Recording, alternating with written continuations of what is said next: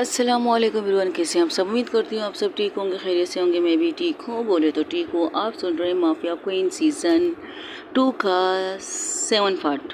Okay, जहाँ से छोड़ा था वहीं से स्टार्ट करते हैं। जहाँ पर वंशिका गिरने वाली थी, वंशिका को संभालती है भावना एंड परी। परी और दोनों एक दूसरे को संभालते हैं, तो उसे खड़ा करती है। और काजल प्लस आंचल भागते हुए आते, कहते तुम ठीक हो, केस संभल के यार, गिर गई, लग गई तो।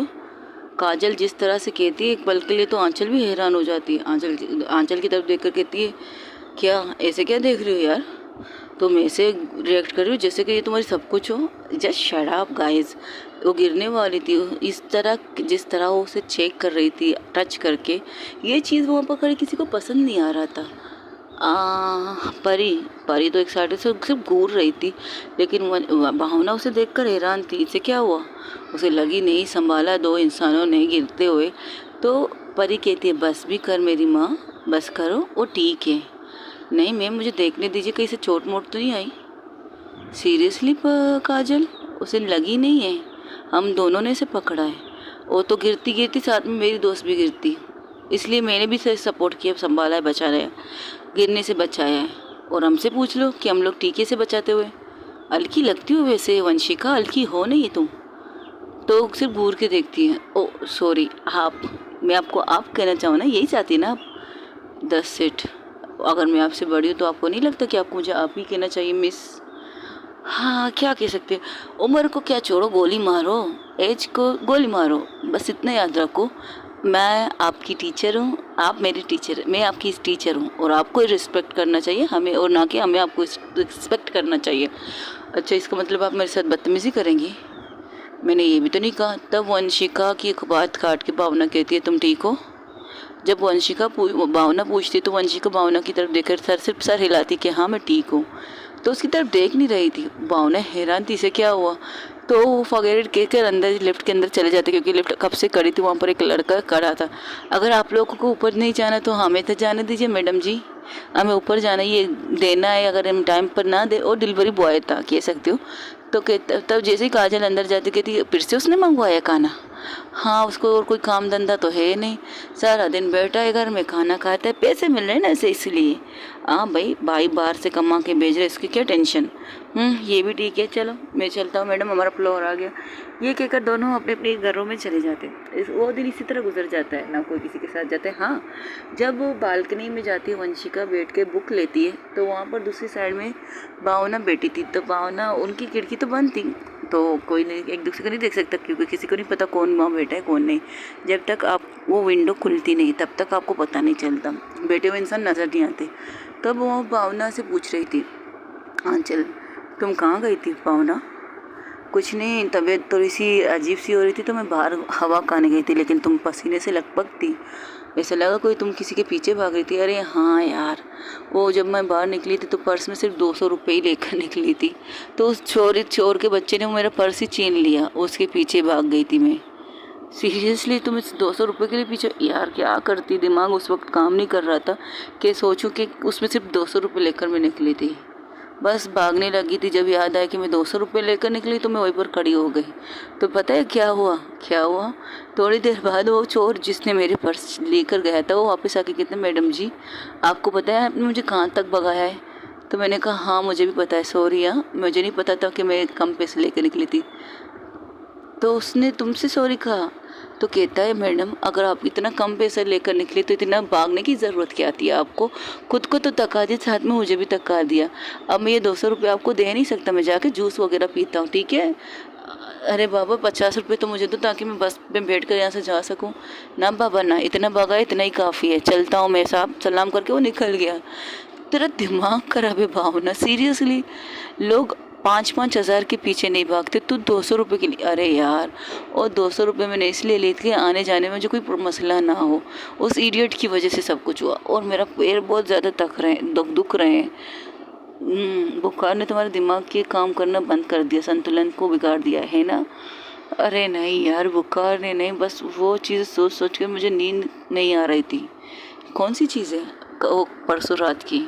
ओके मैं समझ गई। तब वहाँ से कुछ गिरने की आवाज़ आती है। से गिरने की आवाज़ आती है तो दोनों खामोश हो जाते हैं। वहाँ वंशिका घूरती है परी आंचल को घूरती तो आंचल कहती सॉरी यार, मैंने तुम्हें डिस्टर्ब किया, तुम बुक लेकर बैठी हो। हाँ, एक असाइनमेंट था उसे कर रही थी। तो दोनों जो उस तरफ साइड में खामोश थे। तो परी विंडो खोलती तो परी कहती वंशिका तुम कब से बैठी हो? तो कहती अभी थोड़ी देर पहले आई हूँ। और कुछ आंचल हैरान थी, आंचल कुछ बोलने ही वाली थी, वंशिका झूठ बोल देती है। तो आंचल चुप हो जाती है। तो परी को थोड़ा शक तो होता है लेकिन वो कुछ कहती नहीं। तब उसे भावना को लेकर कहती चलो अंदर खाना खा लो, मेडिसिन खा के सो जाओ, शायद थोड़ी सी नींद तुम्हें आ जाएगी। ये कहकर वो लोग वहाँ से हट जाते। तब वंशिका की तरफ घूरते हुए परी वंशिका आंचल की तरफ घूरते हुए अंदर चली जाती। जैसे ही अंदर आती उसे कहती है तुमने झूठ क्यों बोला?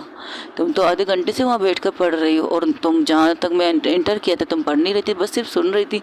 कुछ हुआ है क्या उनके साथ? कोई परेशानी की बात है? नहीं, कुछ नहीं, बस कुछ सोच रही थी, मैं पढ़ नहीं रही थी, सोच रही थी। लेकिन पढ़ नहीं रही थी, सोच रही थी मैं। तो खामोश हो जाती है। जिस तरह का लुक देती है वंशिका, उसका लुक देना, वंशिका खूबसूरत बहुत थी। वंशिका इतनी खूबसूरत थी कि एक दफ़ा वो प्यार से किसी को देख लेना, कोई उसके ऊपर मरने के लिए भी तैयार है। लेकिन जब वो अपनी आंखों से सिर्फ ऐसा एक लुक देती है जिससे डरती है आंचल बहुत डरती है उसके उस लुक से। तो वो 2 कदम पीछे हट जाती है, और 2 कदम पीछे हटने के बाद वो अपने काम की तरफ चली जाती है। वो कुछ भी नहीं कहती इसके बाद उसे, कुछ नहीं, कोई आवाज़ नहीं, बस अपने काम करने लगती है। तब वंशिका अपनी आंखें बंद कर लेती है। उसे भी पता चल गया कि उसने किस तरह से देखा है परी को, आंचल को। तो अपनी आंखें बंद करके उस चेयर पर लेट जाती है। थोड़ी देर बाद वो रूम में आती है, कुछ काम करके फिर लेट जाती है। तकरीबन इनका ये दिन इसी तरह गुजर जाता है। तकरीबन रात के 1 बजे कह सकते हो, रात के 1 बजे जहाँ से एक कमरा दरवाज़ा खुलता है वहाँ से एक इंसान बाहर निकल जाती है। थोड़ी देर बाद वो गार्डन एरिया की तरफ जाती है और गार्डन एरिया में बैठ जाती है एक चेयर पर और स्मोकिंग करने लगती है। स्मोकिंग उसके हाथ में थी, वो सिगरेट पे सिगरेट निकाल रही थी। तब वहाँ से किसी की आवाज़ आती है, आप तुम्हें नहीं लगता कि रात के 1 बजे इस तरह बाहर निकल के स्मोकिंग करना अच्छी बात नहीं है?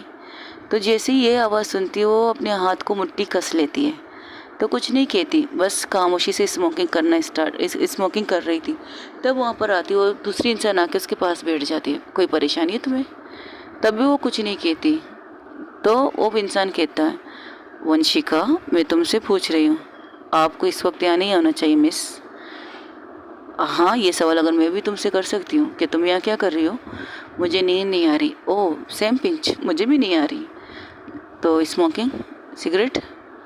एक्सक्यूज़ मी, मैंने सिगरेट के ऊपर नहीं पूछी थी कि मुझे सिगरेट चाहिए। अगर मुझे चाहिए होता तो मैं तुमसे खुद कह देती। लेकिन तुम्हें नहीं लगता कि तुमसे स्मोकिंग करना अच्छी हेल्थ के लिए अच्छा नहीं होता? मुझे सिगरेट करना पसंद है, मतलब स्मोकिंग करना पसंद है। ओके, और तुम्हें नींद क्यों नहीं आ रही? बस कभी कभार रात को मुझे नींद नहीं आती, क्योंकि रात को डरावने सपने मुझे बहुत ज़्यादा आते हैं, इसलिए मैं सोती नहीं हूँ। ओके, और इन सपनों का कारण क्या है? क्या आप डॉक्टर हो? तो खामोश हो जाती है भावना, खामोश हो जाती है। नहीं, मैं डॉक्टर तो नहीं हूँ। तो फिर अगर आप डॉक्टर नहीं हैं तो मैं आपको बताऊँ कि मैं क्यों रात को नींद से जाग जाती हूँ और मुझे नींद नहीं आती और मैं आके स्मोकिंग करने लगती है। तो तुम ये अपने घर में फ्लैट में भी कर सकती हो।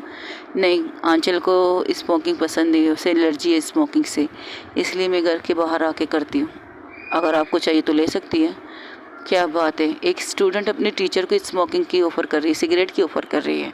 ये फर्स्ट इतिहास में ये चीज़ हुई होगी कि एक स्टूडेंट टीचर को कह रहे क्या आप स्मोकिंग करोगे? तो अच्छी बात है ना, आपको करनी है तो कीजिए। नहीं, इसको थैंक यू सो मच, मुझे नहीं करना। ओके, जैसे आपकी मर्ज़ी। ये कहकर वो खामोश हो जाती है। कुछ देर वहाँ खामोशी चलती है। तब कहती है, आपके साथ कुछ हुआ था? नहीं तो आप के बात कर रहे थे और बात करते करते चुप हो गए। ओ, तो तुम काफ़ी देर से वहाँ बैठे थे, हमारी बातें सुन रहे थे शायद? हाँ, ओके। कुछ नहीं, बहुत कुछ हुआ था मेरे साथ। बताओ क्या? नहीं, मैं डॉक्टर नहीं हूँ कि जानकर मैं आपकी मदद कर सकूँ, मजाक उड़ा सकता हूँ आपका। ओके, वैसे तुम बहुत अजीब हो, जैसे कि मैं पागल हूँ, मेरे सर में सींग है। नहीं, तुम अजीब इसलिए हो, तुम कॉलेज में पढ़ती हो, सिर्फ पढ़ती हो। आज जिस तरह तुमने क्लासेस ली हैं, मेरी दोस्त हैरान थी। हालांकि तुम्हें सारे सब्जेक्ट के बारे में पता है, ऐसा लग रहा है कि तुम उस क्लास में दोबारा बैठ गई हो। एम आई राइट? तो अपनी मुट्ठी कस लेती है। ये चीज़ भावना देख लेती है लेकिन वो इग्नोर कर देती है। हाँ ठीक कहा आपकी दोस्त ने, मैं ये क्लास से पहले पढ़ चुकी हूँ, अभी थोड़ी देर बाद मैं फिर से इस क्लास को पढ़ना चाहती हूँ। वो क्या ना, मुझे मेरे अंदर एक क्यूरोसिटी है कुछ ज़्यादा पढ़ने की। मैं पास हो चुकी इस क्लास से, फिर रिटर्न पढ़ रही हूँ, मुझे अच्छा लगता है। वो उठ के खड़ी हो जाती है, अरे अभी तो हम बातें करने के लिए बैठे और तुम चाह रहे हो, क्योंकि आप अजीब सी बातें कर रहे हैं और मुझे अजीब सी बातें करने वाले लोग पसंद नहीं हैं। ये कहकर वंशिका वहाँ से चली जाती, पीछे पलट के भी नहीं देखती, लेकिन भावना की नज़र उसी पर थी। इंटरेस्टिंग, इसके बारे में पता लगाना चाहिए मुझे। अजीब है, एक पहेली सी है, ना किसी से ठीक से बात करती है। अब जिस तरह शरीफ दिखती है, सूट पहन के दुपट्टा लेकर, आज जिस तरह स्मोकिंग करते हुए देखकर मैं हैरान हूँ। वो यही सोचते सोचते अपने रूम की तरफ आती। जैसे दरवाज़ा खोलती तो देखती वंशिका भी दरवाज़ा खोल के खड़ी थी। वो बस एक नज़र पलट के देखती है और सिर्फ इतना कहती है, कभी भी रात को इस तरह अकेली बाहर मत निकलना, कभी भी नहीं। बस ये कहकर अंदर चली जाती है। वो कहती, सीरियसली इसने मुझे कहा है? लेकिन मैं उसे कहना चाहिए था, मुझे कहना चाहिए था उसे ना। लेकिन हाँ, एक तो मुझसे बड़ी इसलिए तो कह दिया उसे। जैसे ही दरवाज़ा खोल के अंदर आती तो परी कहती, तुम्हारा दिमाग ख़राब है? तो परी को घूर के देखती भावना। मेरा मतलब ये वो, फर्स्ट ऑफ ऑल मुझसे इस तरह बात मत करो। सेकेंडली मेरा दिमाग ख़राब नहीं है, बस ऐसी नींद नहीं आ रही थी तो चली गई नीचे। लेकिन क्यों, आप नीचे बाहर क्यों गई है? अगर आपको नींद नहीं आ रही थी आप मुझे भी उठा सकती थी, मैं भी आपके साथ नीचे आ जाती। नहीं, मेरा मूड नहीं था। लेकिन आप कंफ्यूज नज़र आ रही। मैं वंशिका के बारे में सोच रही, पता है अभी थोड़ी देर पहले इससे मुझसे क्या कहा। और जैसे कहती कि वो हंसने लगती, कहती कमाल है, बतौर टीचर आपको उसे बताना चाहिए तो उल्टा उसने आपको बताया कि रात को इस तरह मत निकला कीजिए। वैसे गलत भी नहीं कहा उसने, सही बात है, लड़कियों को इस तरह रात को निकलना नहीं चाहिए। अरे अपने फ्लैट में क्या डर रखना, और वैसे भी गार्डन एरिया बहुत सुकून देता। लेकिन एक कन्फ्यूज़न है, क्या वो स्मोकिंग कर रही थी, मजाक कर रही है वो स्मोकिंग, और मिस बेंजी की टाइप लड़ने वाली लड़की स्मोक कर रही थी। तुम्हें मजाक लग रहा है मेरी बात? ऑफकोर्स जो आप कहेंगे तो मजाक ही समझूंगी ना मैं मैडम, जो आप कह रही हो मजाक है। चलिए छोड़िए, लगता है आपको कुछ ज़्यादा उस रात के बारे में याद आ रहा है। बात मत करो यार, उस रात ने तो मेरी नींद उड़ा के रख दी है। अच्छा, नींद ना आने की वजह कौन है? उसी लड़की जिसके साथ मैंने ये सब किया है। ये सोचते सोचते मुझे नींद नहीं आई थी। और कल आप इसी चीज़ को जानने के लिए शायद गई थी बाहर? हाँ गई थी इसी चीज़ को जानने के लिए, लेकिन कुछ मिला नहीं। ओके, अब सो जाइए, सुबह में कॉलेज भी जाना है और वहाँ पर हमें सरदर्दी भी करनी है यार। एक काम करते हैं, क्या ये वंशिका है ना, वंशिका से ट्यूशन ले लेते हैं। एक्सक्यूज़ मी, क्या बकवास कर रही है? ट्यूशन ले लेते क्या क्या मतलब है? अरे जो चीज़ वो पता है मैं, हाँ मैंने अभी थोड़ी देर पहले भी इससे कहा था। वो कहती हाँ इसने एक बार ये क्लास अटेंड कर लिया था, फिर से दोबारा इसी क्लास में बैठना पसंद कर रही है। अजीब है, वाकई अजीब है। मुझे इसके बारे में कुछ जानना है। हम जिस काम के लिए आए उसे छोड़कर हम इसके ऊपर रिसर्च क्यों कर रहे हैं? You are interesting ma'am. Excuse me miss Bhavna, क्या आप इसमें थोड़ी सी इंटरेस्ट ले रहे हो? नहीं यार, पता नहीं एक पहेली सी बन गई है ये लड़की मेरे लिए। अजीब हरकतें करती है, ऐसा लगता है मुझे देख रही है, लेकिन जब मैं देखती तो ऐसा लगता है नहीं देख रही है। ओके, आपको उसका इग्नोरेंस पसंद नहीं आ रहा, ये मैं जो कह रही हूँ तुम वो समझ नहीं रही हो। ओके, जैसे आपकी मर्ज़ी। वही दूसरी तरफ जहाँ पर मिस्टर राजवीर सिंघानिया अपने रूम में बैठे थे, अपनी वाइफ का इंतज़ार कर रहे थे, तब वहाँ पर आती है मिसेस सिंघानिया, फर्स्ट सिंघानिया कह सकती हो। उन्हें अपने रूम में देख के कहती, तुम यहाँ क्या कर रहे हो? तुमसे कुछ बात करनी है। कुछ बात कर सकते हैं? नहीं। फर्स्ट ऑफ ऑल मैंने अपने कमरे का आने का हक़ तुम्हें सबसे पहले ही ख़त्म कर दिया था कि तुम मेरे इस कमरे में नहीं आ सकते। और सेकेंडली इस तरह मेरे बगैर इजाज़त मेरे रूम में बैठने की भी इजाज़त नहीं है तुम्हें। तुम बोल रही हो कि मैं तुम्हारा पति हूँ, और आप बोल रहे हैं कि आपने इस पत्नी को धोखा दिया है दूसरी शादी करके। तो मैं इस चीज़ को बोल नहीं सकती, ना आपको बोलने दूँगी। मैंने वो शादी मजबूरी में की थी। अच्छा, आपको वारिस मिला मजबूरी में? चलो शादी मजबूरी में थी ना, शादी मजबूरी में थी, लेकिन आपका वारिस वो तो मजबूरी नहीं है, वो तो आपकी मोहब्बत की निशानी होगी, आपकी दूसरी शादी की निशानी है। तो क्या वो भी मजबूरी है? क्या आपकी वाइफ ने आपके साथ ज़बरदस्ती की है? व्हाट द हेल, ये क्या बकवास कर रही हो तुम? आप जिस तरह कह रहे हैं मजबूरी, तो मैंने सोच लिया शायद उसने आपका रेप किया। बकवास बंद रखो, और नहीं तो क्या। जिस तरह आप बात करो उसी तरह से जवाब मैं भी दे सकती हूँ ना। मेरे रूम में आने की वजह तुमने तुम्हें मैं 10 दफ़ा बोल चुका हूँ, मेरे उससे शादी मजबूरी में की है, मजबूरी में की है, मजबूरी में की है। इस बिज़नेस को दुश्मन से बचाने के लिए की। अच्छा, किस दुश्मन से? आपने अपने अंदर इतने दुश्मन पाल लिए ना, आपको खुद नहीं पता कि आपका दुश्मन कौन है। आपको खुद भी नहीं पता और ना पता कभी कर पाएंगे आप। जिन्हें आप संभाल रहे हैं ना, वही आपके आस्तीन के सामने निकलेंगे एक दिन, देखना। और आज जो काम आपने किया है ना, वंडरफुल, बिल्कुल वंडरफुल। आपने एक बाप के हाथों एक बेटे को मरवाया है, क्या बात है। वो माफ़ करेगा इस चीज़ को आपको? नहीं। अगर उसका बेटा कितना भी गलत हो, कितना भी गंदा हो, कितना भी बुरा हो, वो उसे माफ़ नहीं करता, लेकिन आपने उसके हाथों से उसे मौत दी है, तो इस चीज़ को तो कभी भूलेगा भी नहीं ना। वो अपनी बेटे की सारी गलतियाँ एक तरफ, लेकिन याद रखेगा तुम आपके इस धोखे को, आपकी इस चीज़ को कि एक बाप के हाथों से अपने एक बेटे को मरवाए। ऐसा मत कीजिए कि कल को वो आपको आपकी बेटी के सामने खड़ा करके कहे गोली मार दो। जो तकलीफ़ आपने उसके बेटे को उन्हें दी है, ये सौभाग्य दिए कि वो अपने बेटे को मारे, उसी तरह कोई भी मेरे बेटे को मारने की गलती नहीं करेगा और मेरे हाथों से मेरी बेटी को नुकसान कभी नहीं पहुंचेगा, याद रखो। आप तो सबसे बड़े नुकसानदेह वाले इंसान हो, आपकी वजह से इतना नुकसान तो हमें उससे हो चुका है। वैसे मैं कंग्रेचुलेशन सुना, तुम केस जीत गए हो। हाँ, जीतना ही था मुझे। गलत चीज़ें कभी भी चुपती नहीं, ज़्यादा देर तक नहीं। हाँ, चुप जाती है कई साल तक, लेकिन मैं जो केस लेती हूँ ना, उसे जल्द से जल्द सोल्व करना मुझे अच्छी तरह आता है और मैंने कर लिए। और अब आप इस वक्त मेरे रूम से जा सकते हो। तुम मुझसे मिली हो? नहीं, नहीं मिली हूँ। जिस तरह आप उससे दूर हो ना, उस तरह मैं भी उससे दूर हूँ। अगर मैं उससे मिली होती ना, तो मुझे आपको बताना भी नहीं पड़ता और मैं बताती भी नहीं मैं आपको कि मैं उससे मिल चुकी हूँ।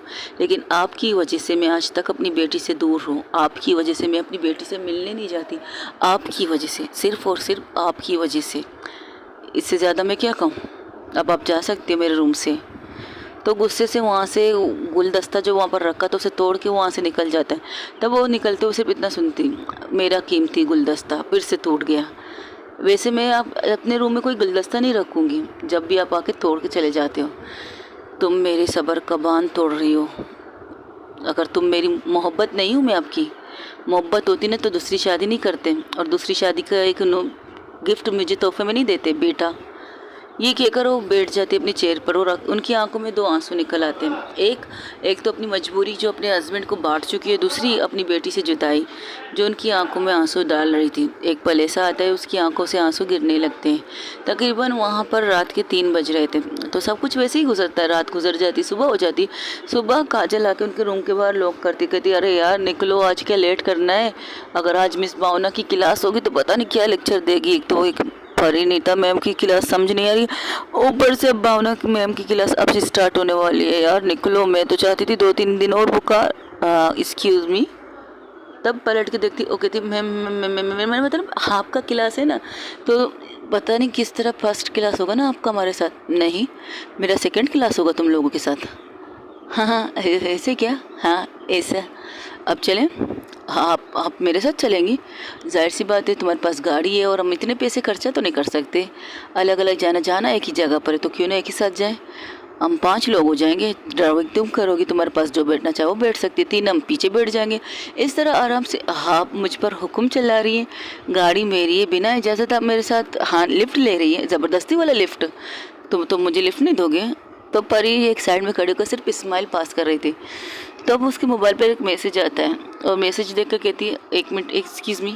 वो फ़ोन लेकर कॉल करती है, कहती हेलो बेबी कहाँ हो तुम, आजकल मिलने नहीं आते हो। दिस नॉट फेयर यार, एक तो तुमने मुझे इतनी बड़ी जिम्मेदारी दी, ऊपर से तुम मिलने भी नहीं आते हो। कम से कम बात तो कर लो, मैसेज तो कर लो।